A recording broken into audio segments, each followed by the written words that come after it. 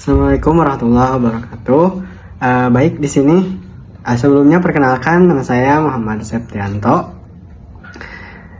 Di sini saya akan menjelaskan tentang ISO 9126, yaitu standar internasional yang digunakan untuk menilai kualitas perangkat lunak. Fokusnya adalah bagaimana kita bisa memahami 6 karakteristik utama kualitas software supaya sistem yang dikembangkan bisa handal, efisien, dan berpusat pada pengguna. Di slide 2, kalau kita bicara kualitas software, itu nggak cukup cuma bisa jalan atau berfungsi. Ada hal-hal lain seperti keandalan, efisiensi, kemudahan pengguna, dan kemampuan software untuk dipelihara atau dijalankan di platform lain.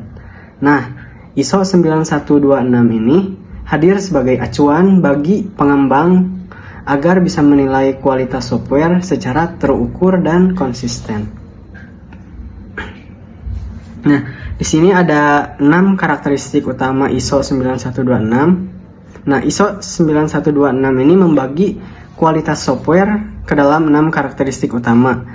Pertama, functionality atau fungsionalitas, yaitu apakah software benar-benar melakukan apa yang diharapkan pengguna. Kemudian kedua, reliability, yaitu seberapa stabil sistem bekerja tanpa sering error. Kemudian ketiga ada usability, tentang kemudahan dan kenyamanan pengguna saat menggunakan software. Keempat, ada efisiensi, yaitu efisiensi sumber daya seperti waktu dan memori. Kelima ada maintainability, seperti mudah software diperbaiki atau diperbarui. Dan yang terakhir ada portability, yaitu kemampuan software untuk dijalankan di berbagai platform tanpa perubahan besar. Nah, di slide ini ada functionality dan reliability. Functionality ini tentang bagaimana software memenuhi kebutuhan dan menjalankan fungsi sesuai tujuan. Misalnya, aplikasi e-commerce harus bisa memproses pesanan dan pembayaran dengan benar. Nah, sedangkan reliability berhubungan dengan kestabilan software. Seberapa sering sistem gagal dan apakah dia bisa pulih dengan cepat. Nah, contohnya sistem absensi online yang tetap berjalan lancar meskipun koneksi sedang turun. Kemudian di slide berikutnya ada usability dan efisiensi. Nah, usability ini berfokus pada pengalaman pengguna. Software yang bagus itu mudah dipelajari, antarmuka yang jelas, dan navigasinya nggak bikin bingung. Sementara efisiensi bicara soal performa. Misalkan aplikasi yang tetap cepat walau digunakan banyak orang sekaligus, atau nggak boros memori dan baterai di perangkat mobile. Di slide 6, kita akan membahas maintainability dan portability.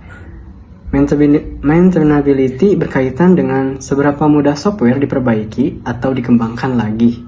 Misalnya, kalau developer baru bisa cepat memahami kode program yang lama, itu artinya maintainability-nya bagus. Sedangkan portability berarti software bisa dijalankan di berbagai sistem operasi tanpa masalah besar.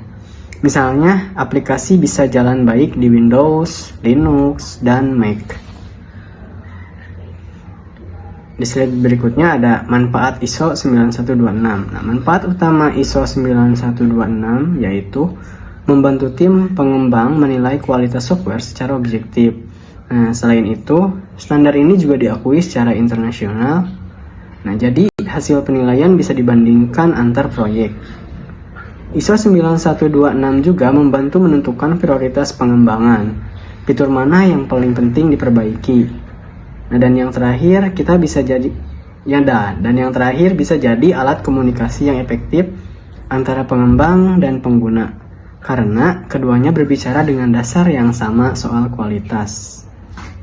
Dari sisi kelebihan, ISO 9126 ini cukup sederhana, mudah dipahami, dan fleksibel.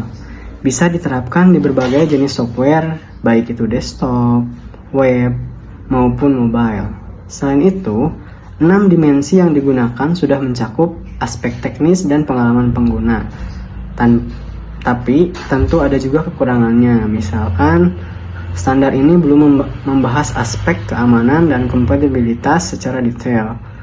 Hal yang baru ditambahkan di ISO 25010. Lalu beberapa metriknya masih umum, jadi butuh penyesuaian saat diterapkan di proyek modern, terutama yang berbasis cloud atau mobile. Nah, jadi kesimpulannya ISO 926 ini tetap jadi pondasi yang penting dalam menilai kualitas perangkat lunak. Meskipun sekarang sudah ada versi lanjutannya, yaitu ISO 25010, konsep 6 karakteristik dari ISO 9126 ini masih sangat relevan dan sering digunakan di dunia akademik maupun industri. Dengan memahami standar ini, kita bisa membangun software yang nggak cuma berfungsi, tapi juga efisien, handal, dan nyaman digunakan.